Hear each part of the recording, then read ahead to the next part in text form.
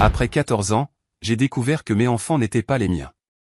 Ma femme a dit à son amant que j'étais l'idiot parfait. J'étais anéanti, alors j'ai préparé ma vengeance. Après 14 ans de mariage, j'ai secrètement entendu ma femme dire à son ami au téléphone que mes 2 enfants n'étaient pas de moi, mais de son véritable amant. Elle a dit, il pense vraiment que ses enfants sont de lui. Tu imagines? 14 ans et il n'en a toujours aucune idée. Eric et moi, on le dit tout le temps. C'est l'idiot parfait. J'étais complètement anéanti. Alors, j'ai commencé à me préparer pour son grand jour. Bonjour. Merci pour votre soutien continu. Cela signifie beaucoup pour nous. Si vous appréciez les histoires que nous partageons, veuillez vous abonner à cette chaîne. Ce serait formidable si vous pouviez aussi commenter en indiquant de quelle ville vous nous regardez. Nous pourrions vous faire une petite dédicace dans notre prochaine histoire.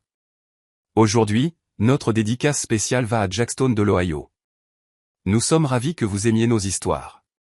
Maintenant, plongeons dans les détails de l'histoire du jour. Je n'étais pas censé rentrer si tôt à la maison. Ma réunion avec un fournisseur a été reportée à la dernière minute, alors j'en ai profité pour prendre le café préféré de Mélissa en rentrant. Un espresso au caramel excessivement compliqué qui, selon elle, n'avait le bon goût que s'il venait d'un seul endroit à l'autre bout de la ville. Peut-être que je voulais juste lui faire une surprise. Peut-être que je voulais voir son sourire sans avoir à le demander. 14 ans de mariage vous apprennent certaines choses. Quand parler, quand se taire, et quand un geste signifie plus qu'une centaine de mots.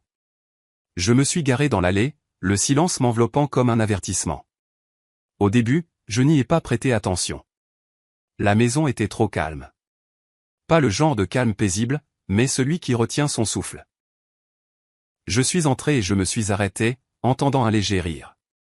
J'ai souri instinctivement. C'était la voix de Mélissa. J'ai avancé plus lentement, le café toujours à la main, ne voulant pas gâcher la surprise. C'est là que je l'ai entendu. Il pense vraiment que ses enfants sont de lui. Tu imagines? 14 ans et il n'en a toujours aucune idée. Eric et moi, on le dit tout le temps. C'est l'idiot parfait. Mon souffle s'est coupé. Mes pieds se sont figés sur place, comme si l'air lui-même était devenu du béton. Mon cœur n'a pas martelé. Il est tombé. Mes mains tremblaient. Le café chaud a coulé de la tasse, me brûlant le poignet, mais je ne l'ai pas senti.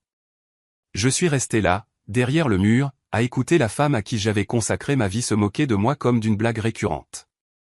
Elle a continué à parler, inconsciente de ma proximité. Non, je ne me sens pas mal. Il était toujours occupé à monter cette entreprise. Il n'a pas vu les signes. D'ailleurs, les enfants lui ressemblent assez pour que ça passe. Et Eric, ça a toujours été lui. Toujours. La tasse m'est tombée des mains et s'est brisée. Pas assez fort pour l'alerter, mais assez pour marquer le moment où quelque chose en moi s'est brisé aussi. J'ai reculé lentement, chaque cellule de mon corps criant pour des réponses, pour la justice, pour une confrontation. Mais au lieu de cela, j'ai fait quelque chose d'encore plus difficile. Je suis resté silencieux. J'ai nettoyé le café, essuyé mon poignet et je suis entré dans la cuisine comme si je venais de rentrer d'une longue journée de travail. Elle m'a souri, le même sourire que j'avais mémorisé au fil des ans. Celui qui, autrefois, me faisait sentir comme l'homme le plus chanceux du monde. « Hey, tu es en avance » a-t-elle gazouillé, déposant un baiser sur ma joue. « Tout va bien ?» J'ai hoché la tête.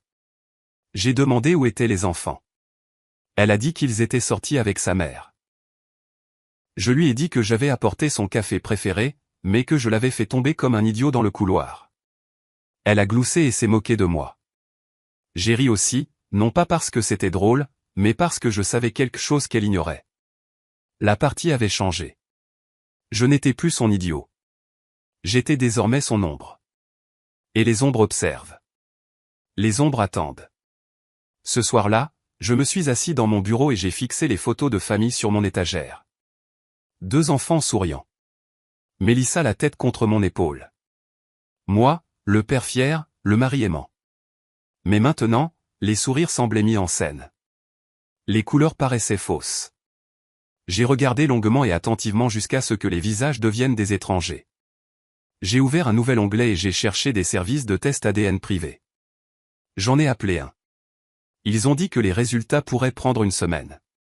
J'ai fait en sorte qu'un kit soit envoyé discrètement au nom d'un ami. Puis j'ai appelé un détective privé, quelqu'un que j'avais utilisé une fois lors d'une fusion d'entreprise. Je lui ai dit que j'avais besoin de tout savoir sur le quotidien de ma femme, discrètement, sans l'alerter. Il a accepté, sans poser de questions. Au cours des jours suivants, j'ai commencé à jouer un rôle. Le mari attentionné, le père joueur. Je souriais plus que d'habitude. J'ai ramené des fleurs. J'ai même réservé une table pour deux dans son restaurant préféré. Mélissa, toujours bonne actrice, a joué le jeu. Elle a même dit à ses amis à quel point j'étais adorable ces derniers temps. Mais sous la surface, j'observais chacun de ses mouvements, chaque regard sur son téléphone, chaque petit rire secret, chaque sortie rapide pour faire les courses. Je la surveillais comme un investisseur surveille une action qu'il sait sur le point de s'effondrer. Quand le kit ADN est arrivé, j'ai attendu que les enfants dorment. Je me suis glissé dans leur chambre et j'ai délicatement recueilli des mèches de cheveux sur leur brosse. J'ai tout manipulé avec soin, comme indiqué. J'ai tout scellé et je l'ai posté le lendemain matin en allant au travail. Je n'ai pas beaucoup dormi après ça. Chaque nuit, j'étais allongé dans le lit à côté d'elle, écoutant sa respiration, me demandant combien de mensonges elle murmurait dans son sommeil que je ne pouvais pas entendre. Me demandant depuis combien de temps elle avait planifié cela, me demandant s'il y avait des signes que j'avais manqués ou si je n'avais tout simplement pas voulu les voir. Les résultats sont arrivés un jeudi après-midi. J'étais dans mon bureau. J'ai ouvert l'email lentement, mes mains froides malgré la chaleur extérieure. Mon estomac s'est noué en lisant les mots, probabilité de paternité 0%. Pour les deux enfants. La pièce est devenue floue autour de moi. Toute mon identité de père s'est dissoute à cet instant. Il n'était pas de moi. Pas biologiquement, pas par le moindre brin d'ADN. Mais il m'appelait toujours papa. Il courait toujours dans mes bras. Il croyait toujours que j'étais leur héros. J'ai fermé l'ordinateur portable et j'ai fixé le mur, sentant chaque battement de cœur comme un coup de feu dans ma poitrine. Mais ensuite, lentement, je me suis redressé. J'ai essuyé mon visage. Je me suis regardé dans le miroir et je me suis dit, ton histoire ne se termine pas comme ça. Le lendemain de la réception des résultats ADN, le monde a continué de tourner comme si de rien n'était. Les oiseaux chantaient toujours. Le trafic était toujours dense sur l'autoroute. Mélissa m'a toujours embrassé sur la joue en me disant de passer une bonne journée. Mais en moi, quelque chose avait changé de façon permanente. Je n'étais plus seulement un mari. J'étais un homme debout dans une maison en feu, prétendant que tout allait bien tout en cartographiant secrètement chaque issue de secours. Je n'avais pas l'intention de réagir. Je voulais effacer son confort et m'assurer que chaque sourire qu'elle me ferait à partir de ce moment ne ferait qu'alimenter ma stratégie. Je suis allé travailler comme d'habitude, mais je ne pouvais pas me concentrer. Je fixais mon ordinateur portable pendant que les feuilles de calcul clignotaient devant moi. Le nom d'Éric apparaissait sur 2 des contrats fournisseurs de l'entreprise. Je me suis souvenu comment je l'avais aidé à monter sa première entreprise de construction il y a des années, à l'époque où il était fauché et squattait notre canapé après une mauvaise rupture. À l'époque, Mélissa avait dit « aide-le. Il est comme de la famille ». Il s'est avéré qu'elle le pensait littéralement. J'ai réduit la fenêtre et j'ai regardé par la fenêtre de mon bureau. La trahison n'était pas seulement conjugale. Elle était stratifiée, chirurgicale et totalement intentionnelle. Mais j'en avais fini de jouer la victime. Je devais tout savoir, et vite. À la fin de la journée, j'avais un téléphone prépayé dans ma poche et un tracker silencieux glissé sous le pare-choc de la voiture de Mélissa. J'ai dit à mon assistante que je devrais travailler davantage depuis la maison au cours des prochaines semaines. Raison familiale. Elle a hoché la tête sans poser de questions. Pendant ce temps, le détective privé que j'avais engagé m'a envoyé son premier rapport. Mélissa s'était rendue 3 fois la semaine dernière dans un immeuble d'appartements de l'autre côté de la ville, une adresse qui ne figurait sur aucun de nos documents communs. Il a dit qu'elle y restait au moins 2 heures à chaque fois. Le résident de cet appartement, Éric Marchal. Je me suis assis dans le garage ce soir-là, moteur éteint, porte fermée, et j'ai laissé l'obscurité m'envelopper. Ce n'était plus du chagrin que je ressentais. C'était une rage portant la patience comme un costume sur mesure. La façon dont Mélissa me regardait dernièrement, comme si elle me faisait une faveur en restant. La façon dont elle faisait des commentaires désobligeants pendant le dîner. Tu es toujours si fatigué. Ou, peut-être que si tu étais plus présent avec les enfants. Chaque mot résonnait différemment maintenant. Ce n'était pas de la critique. C'était du conditionnement. Elle m'avait conditionné à me remettre en question pendant qu'elle tissait un mensonge si profond qu'il avait un code postal. De retour à la maison, le dîner attendait. Spaghettis, pain à l'ail, salade, un sourire. Mélissa était douée pour faire semblant. Trop douée. Les enfants étaient assis en face, riant de leur journée d'école, et je me suis joint à eux, agissant comme si de rien n'était. J'ai même complimenté le repas, regardant ses yeux s'illuminer comme si elle avait gagné une récompense. Tu vois, tu souris à nouveau, dit-elle en touchant ma main.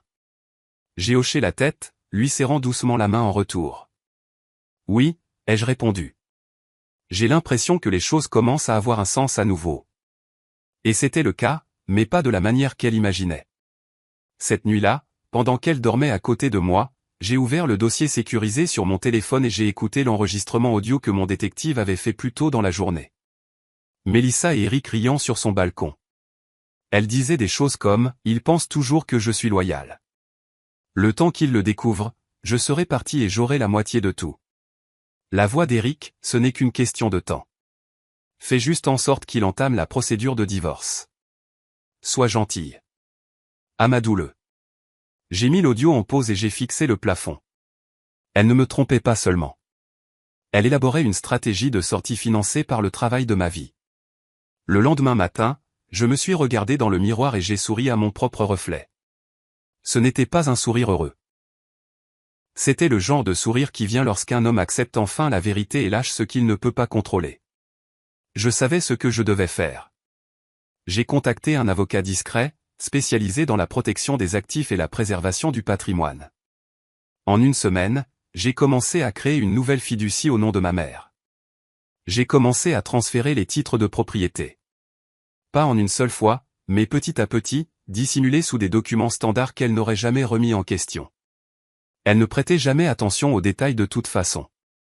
C'était mon travail. Pour garder Mélissa distraite, je me suis prêté à son fantasme. Je lui ai acheté un sac de créateur qu'elle convoitait. J'ai organisé une journée au spa pour elle et ses amis. Je lui ai même dit que j'envisageais de faire une pause dans mon travail pour renouer avec la famille. Elle a tout gobé. Chaque jour où elle croyait que je m'adoucissais était un jour de plus où je me rapprochais de sceller chaque porte derrière elle. Le détective continuait de me fournir des photos et des horodatage.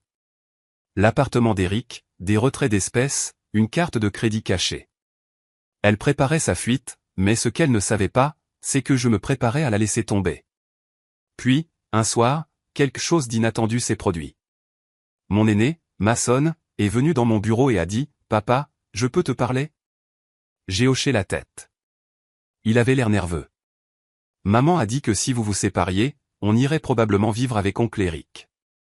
C'est vrai? Mon cœur s'est arrêté. J'ai gardé ma voix calme et j'ai dit « Pourquoi tu demandes ça ?» Il a haussé les épaules. Je l'ai entendu parler au téléphone. Je ne veux pas vivre avec lui. Il est bizarre. Je l'ai serré fort dans mes bras, cachant la tempête qui faisait rage en moi. Même les enfants étaient des pions dans son plan de sortie. C'est à ce moment-là que j'ai décidé qu'il n'y aurait aucune pitié. Eric avait toujours été dans les parages. C'était le genre d'homme qui se glisse dans votre vie sous prétexte d'amitié et se met à l'aise avant que vous ne réalisiez à quel point ses racines sont profondes. Je l'ai rencontré lors d'un projet de développement immobilier il y a 10 ans. À l'époque, il sortait d'une start-up qui avait échoué et avait besoin de travail. J'ai vu du potentiel en lui. Il était un peu brut de décoffrage, mais il avait du charme, du charisme et assez de désespoir pour dire oui à tout. Je l'ai pris sous mon aile, je lui ai donné un rôle dans mon entreprise, je l'ai laissé dormir dans notre chambre d'amis pendant 6 mois. Je lui ai même donné une seconde chance quand il a volé dans la caisse d'un projet et l'a rendu le lendemain en implorant mon pardon. C'est Mélissa qui m'a convaincu de le garder. Il fait partie de la famille maintenant, avait-elle dit avec un doux sourire. J'aurais dû savoir à ce moment-là. Le détective m'a envoyé un rapport complet ce matin-là. Mélissa se rendait chaque semaine à l'appartement d'Eric. Mais ce qui m'a retourné l'estomac, ce n'était pas la fréquence. C'étaient les photos, elle en tenue de sport, portant des sacs de course chez lui, elle partant tard le soir avec un de mes vieux sweats à capuche, elle l'embrassant sur le parking avec le genre d'affection qu'elle me réservait autrefois. Il n'y avait aucune honte, aucune hésitation. L'horodatage montrait que ces visites remontaient à près d'1 an. La trahison n'était pas nouvelle. Il m'avait juste fallu tout ce temps pour voir la pourriture sous la surface. J'ai fixé une photo d'Éric tenant la main de ma fille alors qu'ils entraient dans un centre commercial. Ma fille. Et c'est là que quelque chose en moi s'est durci au-delà de toute réparation. J'ai commencé à examiner tous les dossiers financiers qu'Éric avait jamais touchés au sein de mon entreprise. J'ai découvert des anomalies, de petites sommes manquantes, régulières, au fil du temps. Des notes de frais falsifiées, des accords de fournisseurs douteux. J'ai demandé à mon comptable de creuser davantage. Ensemble, nous avons découvert une société écran qu'Éric avait créée, enregistrée sous un autre nom, mais qui recevait des paiements mensuels de mes comptes professionnels. Mélissa avait signé certaines de ces autorisations en tant que ma mandataire pendant que j'étais en voyage d'affaires. Ils ne couchaient pas seulement ensemble. Ils siphonnaient mes moyens de subsistance tout en riant dans ma maison, en mangeant ma nourriture, assis à ma table. Ils m'avaient transformé en un compte en banque ambulant. Ce soir-là, je me suis assis seul dans le salon, fixant les photos encadrées sur le mur. Il y en avait une d'un voyage en famille en Floride. Mélissa en robe d'été, moi tenant les 2 enfants, et Éric assis à côté de nous avec un sourire qui ressemblait maintenant à un masque. Je lui avais tout confié. Ma maison, mes enfants, mon entreprise. Et il avait tout pris et m'avait craché au visage derrière un sourire. J'ai pris le cadre photo, je l'ai regardé, puis je l'ai calmement décroché du mur et je l'ai posé face contre table. Cette photo était un mensonge, mais la vérité était maintenant mon arme. Mélissa a commencé à se montrer plus audacieuse dans les jours qui ont suivi. Elle a suggéré que nous vendions l'un des biens locatifs pour libérer des liquidités. J'ai accepté en souriant, puis j'ai immédiatement transféré l'acte de propriété à ma mère et l'ai classé comme un bien familial privé. Elle a également commencé à poser plus de questions sur nos affaires. Que arrivera-t-il à tout si quelque chose t'arrive, a-t-elle demandé pendant le dîner, en roulant des spaghettis sur sa fourchette comme si de rien n'était. Tu veux dire si je mourais, ai-je répondu. Elle a eu un rire nerveux. Je suis juste curieuse. C'est intelligent de planifier ces choses. Je lui ai dit de ne pas s'inquiéter. Je planifiais tout, jusqu'au moindre détail. J'ai commencé à contacter des experts juridiques sous de faux noms. J'avais besoin d'une protection à toute épreuve, non seulement contre ces mensonges, mais contre tout piège juridique qu'elle préparait. Je savais ce qu'elle voulait. Elle pensait qu'une fois qu'elle aurait demandé le divorce, elle partirait avec la moitié. Elle n'avait aucune idée que je réécrivais les règles dans son dos. Elle n'avait aucune idée que c'était moi qui préparais la fin de partie, pas elle. J'ai commencé à semer des graines avec mon avocat pour demander le divorce pour infidélité et faute financière. J'avais des enregistrements audio. J'avais des relevés bancaires. J'avais des preuves visuelles. Et bientôt, je l'aurais acculé. Le week-end suivant, nous avons assisté à un barbecue de quartier. Éric était là. Je ne l'avais pas vu en face à face depuis que j'avais appris la vérité. Quand il s'est approché de moi avec son sourire caractéristique et a dit « Frérot, ça fait longtemps », j'ai souri. Je l'ai serré dans mes bras. Je lui ai tapé dans le dos. Je lui ai même tendu une bière. Et à l'intérieur, je l'imaginais le traînant par le col jusqu'au sol et lui demandant combien de temps il comptait porter ma vie comme un costume. Mais j'ai tenu bon. Il a plaisanté sur nos années d'université. Mélissa riait à côté de lui. Je les ai regardés tous les deux et j'ai ri aussi, parce que le jour du jugement n'était plus une question. Il était programmé. Ce soir-là, j'ai de nouveau regardé Mélissa dormir. J'ai été frappé par son air paisible, et à quel point elle ne méritait pas cette paix. J'ai pensé à la première fois où je lui ai dit que je l'aimais, à la façon dont ses yeux s'étaient illuminés, à la façon dont elle avait pris ma main. Je me suis souvenu de notre jour de mariage, de la pluie, du baiser, de la promesse. Mais je me suis aussi souvenu d'autre chose. Le son de sa voix lors de cet appel téléphonique. Il pense toujours que ses enfants sont de lui. Cette voix n'était pas celle de la femme que j'avais épousée. C'était une étrangère. Et j'en avais assez de dormir à côté d'une étrangère. On dit que la trahison endurcit un homme, mais ce qu'on ne vous dit pas, c'est la force qu'il faut pour continuer à saigner devant votre traître sans broncher. C'est ce que j'ai fait pendant des semaines. Me réveiller à côté de Mélissa, préparer le petit déjeuner, jouer avec les enfants, et l'embrasser sur le front comme si je n'étais pas en train de démolir discrètement notre monde en coulisses. Le masque que je portais est devenu une seconde nature. Chaque doux sourire, chaque hochement de tête, chaque contact de sa main était un mensonge. Une performance conçue pour me faire gagner du temps. Et j'ai si bien joué mon rôle qu'elle y a cru chaque seconde. Pendant le dîner, je complimentais ses repas. J'ai même réservé une journée au spa pour couple juste pour la maintenir convaincue que j'étais toujours l'idiot dévoué qu'elle croyait que j'étais. Pendant ce temps, mon avocat et moi finalisions les documents pour transférer chaque propriété que je possédais au nom de ma mère. Chaque maison, chaque actif, chaque investissement. Mélissa vivait toujours dans l'illusion que tout était un bien matrimonial. Mais elle ne savait pas que j'avais antidaté les transferts dans une fiducie créée il y a 2 ans, que je n'avais jamais activée jusqu'à présent. Elle ne pouvait pas réclamer ce qui ne m'appartenait plus. J'ai dû sourire à travers tant d'insultes, subtiles, comme quand elle disait « Peut-être que tu devrais laisser Eric gérer certaines des affaires. Il est plus rapide avec les gens. » Ou quand elle a plaisanté à sa sœur que « Jordan perd le contact. Il est trop vieille école. » Chaque mot me blessait profondément, mais je les classais. Chaque commentaire, chaque appel enregistré, chaque transaction bancaire douteuse. Mon détective continuait de me fournir de nouvelles informations. J'ai appris que Mélissa avait consulté un deuxième avocat. Celui-ci expert en règlement de divorce. Elle n'avait pas seulement une liaison. Elle élaborait une stratégie pour me vider de tout mon argent et disparaître. Mais elle ne réalisait pas que j'avais 10 coups d'avance. J'ai orchestré une fausse confession un soir. J'ai dit à Mélissa que j'étais stressé par le travail, inquiet de perdre des clients, peut-être même de faire faillite. Elle a marqué une pause, juste assez longue pour que je voie la lueur d'opportunité briller dans ses yeux. « Ne t'inquiète pas, chérie, a-t-elle dit.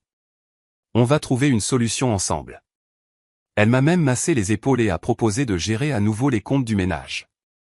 C'était la confirmation dont j'avais besoin. Elle sentait la faiblesse et pensait que c'était son ouverture, mais j'avais déjà gelé les comptes joints. J'avais fermé les cartes de crédit.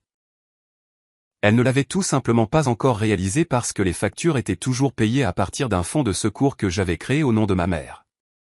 Je l'observais tous les jours comme un scientifique observant un sujet.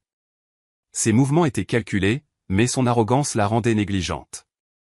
Elle a commencé à mentionner le nom d'Eric plus souvent dans les conversations, comme pour me préparer à la nouvelle normalité qu'elle finirait par dévoiler. Elle a plaisanté sur la chance que nous avions d'avoir un ami comme lui. Une fois, je l'ai surprise en train de regarder une photo des enfants avec un regard étrange, presque de culpabilité, mais il a disparu quand elle m'a vu l'observer. Mélissa ne prévoyait pas seulement de partir. Elle prévoyait de réécrire l'histoire pour que je sois le méchant. Et ça, c'était la partie que je ne pouvais pas laisser arriver. Ma mère a appelé un après-midi, inquiète. « Ça va, Jordan ? Tu as l'air distant. » Je l'ai assuré que j'allais bien, mais elle a insisté. « Qu'est-ce qui se passe entre vous deux ?» J'ai fait une longue pause. Puis j'ai dit, « Rien dont tu doives t'inquiéter pour l'instant, maman. Mais si jamais je te demande de signer quelque chose, fais-moi confiance et fais-le. » Elle a hésité, puis a dit, « D'accord. » C'est ainsi que j'ai su que je devais terminer cela sans que personne d'autre ne soit pris dans les décombres.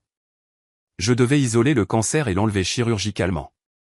J'ai commencé à préparer la présentation. Cela semblait absurde d'une certaine manière, de concevoir un PowerPoint sur sa propre trahison. Mais j'en avais besoin. J'avais besoin que tous ceux qui avaient toujours vu Mélissa comme une douce épouse souriante voient la vérité. J'ai rassemblé les journaux de SMS, les relevés bancaires, les photos, les transcriptions d'appels. Je les ai organisés en dossiers, vol financier, preuves d'infidélité, journaux de surveillance, mobiles juridiques. Chaque preuve était une balle que je tirerais d'un seul coup bien visé. Mais je n'étais pas prêt à appuyer sur la gâchette. Pas encore. Le timing était essentiel. Et son anniversaire approchait à grands pas. Mélissa planifiait son anniversaire comme un gala royal. Pas grand, juste intime, a-t-elle dit. Les amis proches, quelques parents, Eric, bien sûr. Elle n'avait aucune idée que je préparais quelque chose de bien plus mémorable. Je veux juste quelque chose de significatif cette année, m'a-t-elle dit en sirotant du vin dans notre jardin. J'ai hoché la tête. Tu t'en souviendras certainement, ai-je répondu, et je le pensais. L'image de son visage quand la vérité exploserait devant son cercle intime se jouait dans mon esprit comme un film. Je ne pouvais pas m'arrêter de regarder. C'était la seule chose qui rendait le mensonge supportable. Je lui ai donné tout ce qu'elle voulait dans les semaines précédant ce jour. Je l'ai même emmené faire du shopping. J'ai ri à ses blagues. Je l'ai regardé tournoyer dans de nouvelles robes et lui ai demandé quelle couleur la mettait le plus en valeur.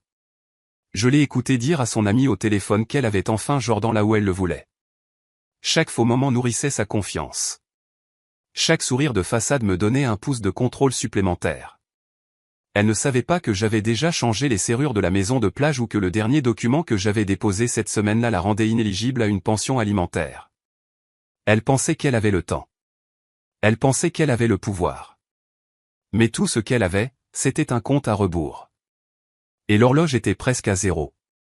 Alors que la dernière semaine avant l'anniversaire de Mélissa approchait, je sentais la tension vibrer sous ma peau comme un faible courant électrique.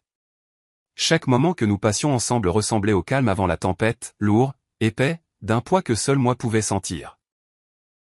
Je me déplaçais dans la maison comme sur un décor de théâtre, et j'étais le seul à savoir que le scénario était sur le point de basculer. Mélissa n'avait aucune idée de tout ça. Elle était occupée à finaliser la liste des invités, à s'agiter pour le parfum du gâteau et à choisir la robe parfaite. Pendant ce temps, je finalisais des documents, je montais une présentation et je préparais une démolition contrôlée de notre vie. Une démolition qui aurait lieu devant les personnes qu'elle voulait le plus impressionner. J'avais déjà transféré la dernière propriété au nom de ma mère. Discrètement, sans bruit, sans confrontation. Même la maison de vacances où Mélissa pensait que nous prendrions notre retraite, disparut. La seule chose à laquelle elle avait techniquement encore accès était le SUV familial. Et c'était uniquement parce que je n'avais pas encore eu le temps de transférer le bail. C'était parfois surréaliste, d'être assis en face d'elle au dîner pendant qu'elle rayonnait en disant à quel point, cette année semble juste chanceuse. Je souriais, j'hochais la tête, je portais un toast à son anniversaire et je pensais, ta chance s'arrête à la seconde où les lumières s'éteindront et où l'écran s'allumera. J'étais stratégique quant à la liste des invités. Je l'ai subtilement poussé à inviter certaines personnes. Son patron, sa cousine Mia, 2 de nos anciens amis de l'université, et bien sûr, Eric. L'idée était de remplir la pièce de ceux qui la respectaient et croyaient qu'elle avait le mariage parfait. Je voulais que la chute soit longue et dure, et je voulais des témoins. Mon avocat m'a dit que je marchais sur un fil, que l'humiliation publique pourrait se retourner contre moi au tribunal des divorces, mais je ne cherchais pas la sympathie d'un juge. Je cherchais à la dépouiller de chaque illusion dont elle s'était drapée. Et j'avais plus qu'assez de preuves pour justifier chaque action. Le technicien que j'avais engagé, le même qui avait aidé à sécuriser les serveurs cloud de notre entreprise, me devait une faveur. Je lui ai dit que j'avais besoin d'une installation de streaming privé, qui me permettrait de projeter une compilation vidéo pendant la fête sans que Mélissa s'en aperçoive. Il m'a construit une séquence programmée. Au moment où je cliquerais sur un seul fichier, une boucle de preuves serait diffusée, enregistrements vocaux, photos, et enfin un PDF en plein écran des résultats du test ADN. Je l'ai testé 2 fois dans mon bureau, et les 2 fois, cela a fonctionné parfaitement. J'ai regardé les extraits seuls, les laissant me piquer une dernière fois avant de les utiliser comme des armes. J'ai passé cette dernière nuit à répéter ce que j'allais dire. Je ne voulais pas que ça sonne amer. Je ne voulais pas crier ou faire une scène. Je voulais être calme, froid, mesuré. Je voulais que chaque mot tranche net, sans fracas. J'ai pratiqué le discours en me regardant dans le miroir, étudiant mon reflet comme un homme étudie un champ de bataille avant d'y entrer. Joyeux anniversaire, Mélissa, ai-je murmuré au miroir. 14 ans, 2 enfants, et un mensonge magistralement conçu. Et je te remercie, car maintenant je vois tout. J'ai fait une pause. Je n'avais pas besoin d'en dire beaucoup plus, les preuves parleraient d'elles-mêmes. Le matin de la fête, Mélissa débordait d'énergie. Elle tournoyait dans la cuisine en robe de chambre, fredonnant pour elle-même. Ce soir va être si spécial, a-t-elle dit, passant ses doigts dans mes cheveux pendant que je buvais mon café. Je le sens. J'ai souri dans ma tasse et j'ai répondu, ça va être inoubliable. Et ça le serait, mais pas pour les raisons qu'elle imaginait. J'ai suivi les mouvements ce jour-là comme un fantôme piégé dans un souvenir. J'ai aidé les traiteurs à s'installer, j'ai disposé les chaises, j'ai vérifié 2 fois les cartons de placement des invités, et je me suis assuré que le câble du projecteur était bien caché. J'ai même envoyé un SMS à Eric en disant « Hâte de te voir, mec. Ça fait trop longtemps ». La maison s'est remplie de rires et de bavardages. À 18h, les amis sont arrivés avec du vin. Les collègues de Mélissa ont apporté des fleurs, et Eric est entré, portant une de ses chemises impeccables, les bras grands ouverts pour une étreinte. Je lui en ai donné une longue, du genre qui détend un homme. Je lui ai servi un verre moi-même et j'ai porté un toast aux bons amis et aux jours meilleurs à venir. Mélissa était radieuse. Robe argentée, boucle souple, rayonnante de confiance. Elle m'a embrassé sur la joue devant tout le monde et a murmuré « Merci d'avoir rendu tout ça si parfait ». Je l'ai embrassé en retour. De rien. Maintenant, rendons-le vraiment inoubliable. Vers 19h15, quelqu'un a teinté son verre et a dit « Discours ». Discours. Mélissa a ri et m'a désigné. « Allez, Jordan », a-t-elle dit, les yeux brillants de joie. « Dis à tout le monde à quel point tu m'aimes. » Je me suis avancé, tenant mon verre. Mes mains ne tremblaient pas. Ma voix ne s'est pas brisée. J'ai pris une profonde inspiration et j'ai souri à la foule. Merci à tous d'être venus. C'est un grand plaisir de voir tant de visages qui ont fait partie de nos vies. 14 ans de mariage, c'est un voyage plein de joie, plein de leçons, et plein de vérités que nous ignorons parfois jusqu'à ce que nous ne puissions plus. Quelques personnes ont ri nerveusement. Le sourire de Mélissa s'est crispé. J'ai continué. Cette année, j'ai appris quelque chose qui m'a changé, quelque chose de douloureux, mais aussi de libérateur. Je me suis tourné légèrement, attrapant la télécommande. Et au lieu de vous le dire, j'ai pensé que je vous le montrerais. J'ai appuyé sur le bouton, les lumières se sont tamisées, l'écran s'est allumé, et dans ce silence, tout ce que j'avais porté seul pendant des semaines a enfin eu une voix. Mélissa s'est tournée pour regarder, et la première photo à l'écran était celle d'elle embrassant Eric sur un parking la nuit. La pièce est devenue silencieuse comme si on avait appuyé sur un interrupteur. La photo a figé le temps. L'image de Mélissa et Eric s'embrassant sous la lueur d'un lampadaire. Indubitablement proche, incontestablement intime. Des halètements ont parcouru les invités. Une des collègues de Mélissa a laissé tomber son verre de vin. Je n'ai pas dit un mot. Je suis resté là, la télécommande dans une main, regardant le visage de ma femme passer de la confusion à l'horreur. Elle a regardé autour d'elle comme si elle suppliait quelqu'un de lui dire que c'était une blague. Mais la diapositive suivante est apparue avant qu'elle ne puisse reprendre son souffle.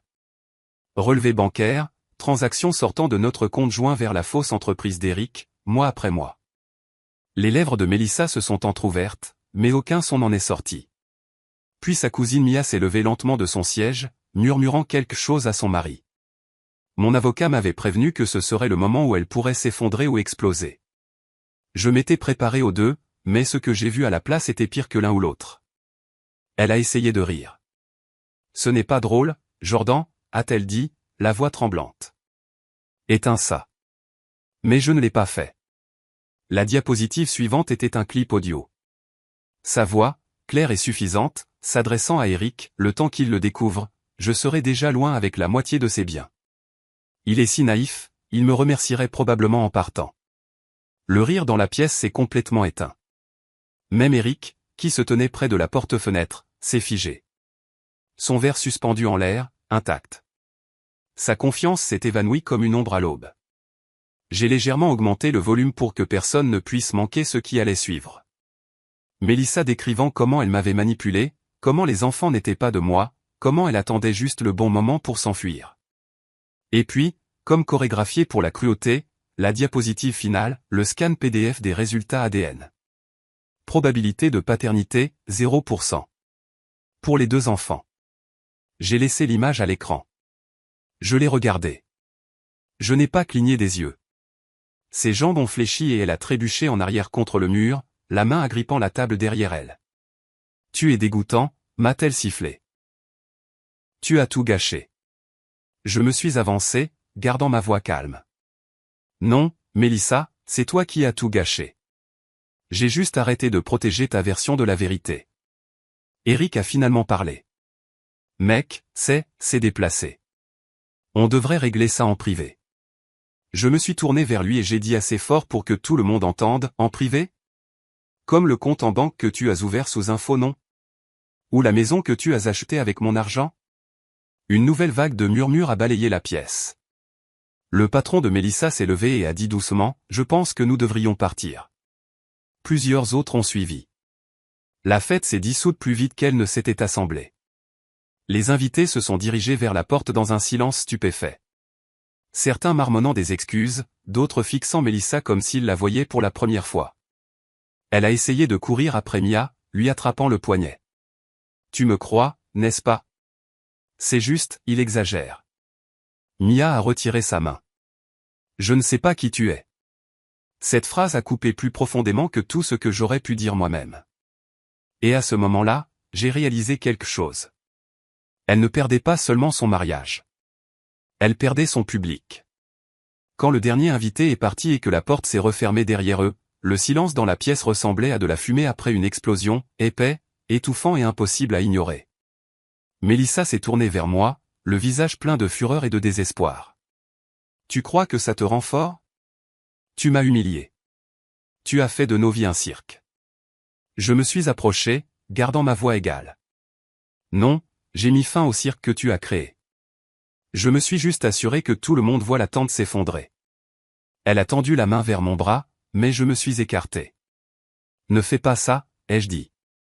La performance est terminée. Tu peux arrêter de jouer la comédie maintenant. » Elle a tenté de reprendre le contrôle. « Très bien. Tu veux un divorce ? Tu vas payer pour ça. Je te prendrai tout. » Je l'ai interrompu. « Tout ? Tu veux dire les propriétés qui ne m'appartiennent plus ? Les comptes auxquels tu ne peux pas accéder ? La fiducie qui protège mon entreprise. Il ne te reste rien à prendre, Mélissa. Tu as déjà assez pris. » Elle avait l'air stupéfaite. « Perdu. Tu as tout transféré ? » J'ai hoché la tête. « Il y a 2 mois, juste après avoir reçu les résultats ADN. Je savais exactement ce que tu essayais de faire, alors je me suis assuré que tu repartirais avec exactement ce que tu as apporté dans ce mariage. » Rien. Elle est restée silencieuse, la mâchoire tremblante. Son téléphone a vibré. Elle l'a ignoré. Je suis passé devant elle jusqu'à la table de la salle à manger, j'ai sorti un dossier en manille et je l'ai posé. « Ta copie des papiers du divorce. Déjà déposé. Tu seras officiellement notifié demain matin, mais j'ai pensé te donner un cadeau d'anniversaire en avance. » Elle a ouvert le dossier avec des mains tremblantes. Ses yeux ont balayé les premières lignes, puis sont revenus vers moi. « Tu es sérieux ? » J'ai hoché la tête. Je n'ai jamais été plus sérieux de ma vie. Puis je me suis retourné, je suis monté à l'étage et je l'ai laissée seule au milieu des ruines de la vie qu'elle pensait contrôler. Cette nuit-là, je n'ai pas dormi. Non pas parce que j'étais brisé, mais parce que, finalement, je ne l'étais plus. J'étais allongé sur le lit de la chambre d'amis, fixant le plafond, écoutant les sons silencieux d'une maison qui n'était plus remplie de mensonges. Mon téléphone a vibré une fois. Un numéro inconnu. Je n'ai pas répondu. Je n'avais plus rien à expliquer et plus rien à cacher. J'ai pensé aux enfants, à la façon dont je leur annoncerais la vérité, doucement, avec précaution. Ils étaient innocents. Je m'occuperais toujours d'eux, même s'ils n'étaient pas de mon sang. Mais Mélissa, elle avait écrit sa propre fin avec sa propre plume. Le matin est arrivé tranquillement, mais l'air semblait différent, plus léger. Pour la première fois depuis des semaines, je me suis réveillé sans une angoisse oppressante sur la poitrine. J'ai préparé du café en silence et je me suis tenu près de la fenêtre, regardant le soleil s'étirer sur la pelouse comme s'il nettoyait tout ce qui avait pourri. J'ai entendu Mélissa bouger à l'étage, ses pas plus lents, incertains. Elle n'est pas descendue. La fête était finie. Le masque était tombé. Il n'y avait plus de jeu à jouer. La vérité était révélée, et maintenant nous devions vivre dans ses conséquences. Mais seul l'un de nous avait un plan pour cela. En milieu de matinée, on a frappé à la porte. Mélissa se tenait derrière moi en robe de chambre, demandant qui c'était. « Le shérif », ai-je répondu calmement. Elle s'est figée. Sa main est tombée le long de son corps comme si quelque chose venait de se briser en elle. Quand j'ai ouvert la porte, l'officier m'a salué et m'a remis l'avis de divorce officiel. Mélissa a reculé, s'enlaçant elle-même. « Est-ce que c'est vraiment en train d'arriver ?» a-t-elle murmuré. « C'est cruel, Jordan. C'est une annihilation publique. » Je me suis tourné vers elle. « Tu crois que je voulais ça ? Tu as allumé la mèche. J'ai juste arrêté de faire semblant de ne pas voir le feu. Alors que l'officier partait, elle s'est effondrée sur le canapé du salon, silencieuse, les yeux grands ouverts et vides. J'ai presque ressenti de la pitié. Presque. Mais ensuite je me suis souvenu de chaque instant où elle m'a manipulé. Chaque mensonge qu'elle a tissé en me souriant, en me touchant la main, en tenant les enfants comme si de rien n'était. Elle ne méritait pas la pitié. Elle méritait des conséquences. Je me suis assis en face d'elle et, après un long silence, j'ai dit, tu devrais commencer à faire tes valises. La maison ne m'appartient plus légalement. Elle est au nom de ma mère. Elle la veut vide d'ici le week-end. Mélissa m'a regardé comme si j'avais parlé une langue étrangère. Tu me mets dehors, a-t-elle demandé, la voix tremblante. Où suis-je censé aller? J'ai haussé les épaules. Peut-être qu'Eric a un canapé. Ou peut-être qu'il est occupé à expliquer à sa femme comment il a utilisé son nom pour aider à siphonner des fonds de mon entreprise. Ai-je mentionné que j'ai parlé avec elle? Son visage a perdu toute couleur. Tu n'as pas fait ça? J'ai hoché la tête. Elle va bientôt demander le divorce. On dirait que tu n'es pas la seule à faire face à un divorce cette semaine. Mélissa a couvert son visage de ses mains et a poussé un son que je ne saurais définir. Mi-sanglot, mi-cri, mais ça ne m'a pas ému. Cette partie de moi avait disparu. Plus tard dans l'après-midi, mon avocat a appelé pour confirmer que tout avait été traité. Les actifs étaient bloqués. Le dossier judiciaire incluait des preuves d'adultère, de faute financière et de tromperie délibérée. Légalement, Mélissa n'avait droit à rien. Les enfants nécessiteraient une discussion distincte avec le juge, mais j'avais déjà préparé une déclaration demandant la garde conjointe, non par vengeance, mais parce que je les aimais. Peu importe ce que disait le test, ils étaient mes enfants à tous les égards qui comptaient. Je ne les punirais pas pour les décisions de leur mère. Je les protégerais, même si je ne pouvais pas protéger le mensonge dans lequel nous avions vécu.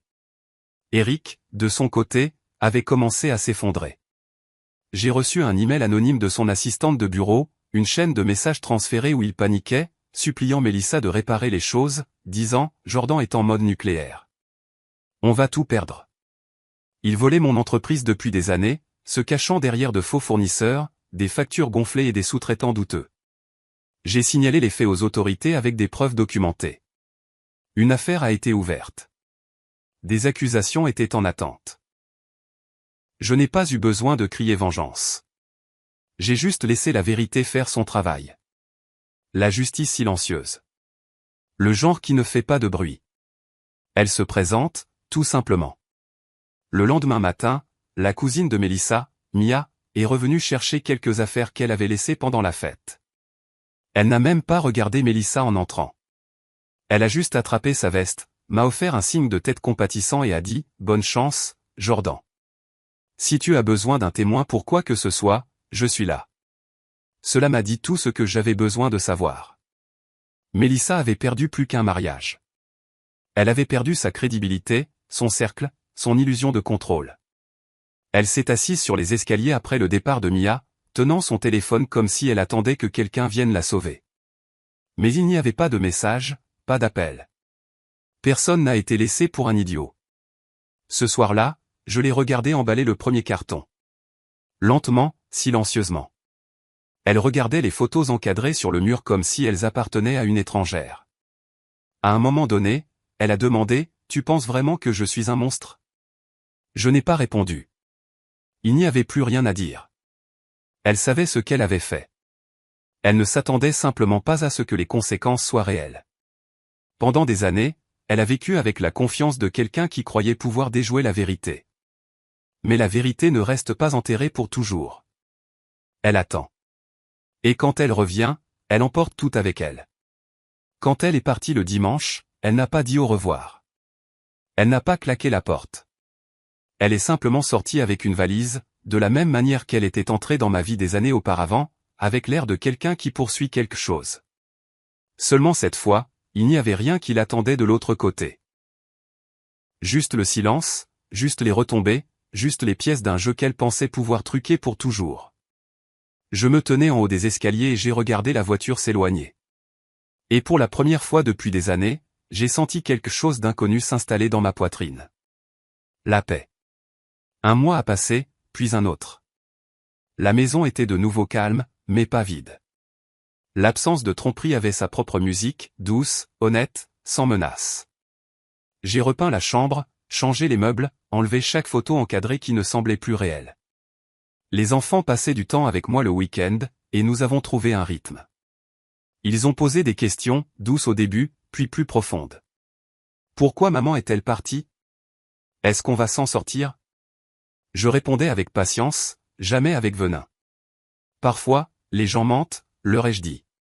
Mais la vérité finit toujours par se frayer un chemin. Et oui, nous allons nous en sortir. Mélissa a essayé de me contacter les premières semaines.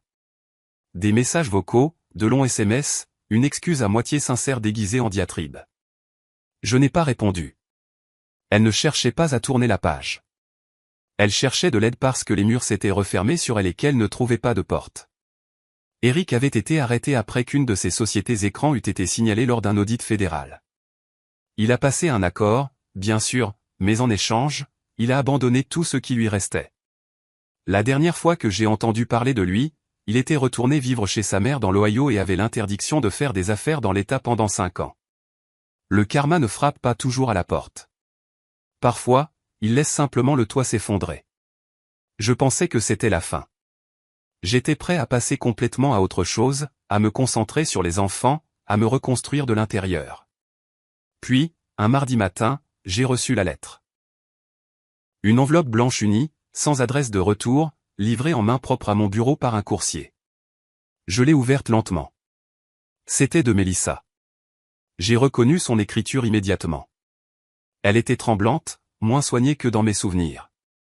La lettre commençait doucement, comme si elle avait peur que le papier lui-même ne prenne feu. Elle disait qu'elle avait eu le temps de réfléchir, qu'elle regrettait ce qu'elle avait fait, que la vie que nous avions construite lui manquait. Et puis est venue la phrase qui m'a fait lâcher la lettre un instant. Je suis enceinte et c'est de toi. Je me suis adossé à ma chaise et j'ai fixé le plafond. Enceinte?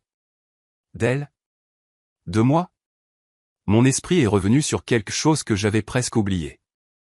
Quelque chose que je ne lui avais jamais dit. Une visite discrète dans une clinique près d'1 an auparavant. Une décision prise après de longues discussions avec mon médecin. Une vasectomie. Je ne l'ai pas dit à Mélissa. Pas parce que je ne lui faisais pas confiance à l'époque, je croyais encore que je pouvais arranger les choses, mais parce que je ne voulais pas d'autres enfants dans une maison déjà fissurée par des problèmes que je ne pouvais pas expliquer. Je ne lui ai jamais dit. Elle n'a jamais su. Alors, en lisant cette affirmation, je n'ai pas ressenti de peur. J'ai ressenti quelque chose de plus proche d'une clarté calme. J'ai repris la lettre et j'ai continué à lire. Elle écrivait sur ses difficultés à trouver un logement. Comment elle ne pouvait pas retourner chez ses parents, ils lui avaient tourné le dos après la fête. Comment Eric s'était retourné contre elle quand les choses avaient mal tourné. Elle prétendait vouloir être coparente, repartir à zéro. Peut-être pourrions-nous reconstruire quelque chose, ne serait-ce qu'en tant qu'amis. J'ai plié la lettre soigneusement et je l'ai placée dans le tiroir du bas de mon bureau. Je n'avais pas besoin de répondre. La vérité se révélerait bien assez tôt, comme toujours. Ce week-end-là, j'ai emmené les enfants au lac. Il faisait chaud, c'était paisible. Mason a essayé de pêcher pendant que Léa construisait un château de sable au bord de l'eau. Je les regardais, fier et un peu le cœur brisé à la fois. Ils n'étaient pas mes enfants par l'ADN, mais ils étaient les miens à tous les égards qui comptaient. J'ai appris à Mason à faire du vélo. J'ai tenu Léa la première fois qu'elle a eu une crise d'asthme et qu'elle pensait que le monde s'arrêtait. J'avais embrassé des genoux écorchés, aidé avec les devoirs de maths, lu des histoires avant de dormir. La biologie ne les a pas élevés. C'est moi qui l'ai fait, et je continuerai à le faire, quoi qu'il arrive. Ce soir-là, alors qu'ils dormaient dans leur chambre, je me suis assis sur le porche, sirotant un thé, enveloppé dans une couverture. J'ai pensé au pardon, non pas pour elle, mais pour moi-même. Pour être resté trop longtemps, pour avoir douté de mes instincts, pour avoir laissé l'amour m'aveugler jusqu'au silence. J'ai pardonné à l'homme que j'étais parce qu'il ne savait pas. Mais l'homme que j'étais devenu, lui, savait exactement où se trouvait la ligne et il ne la franchirait plus jamais.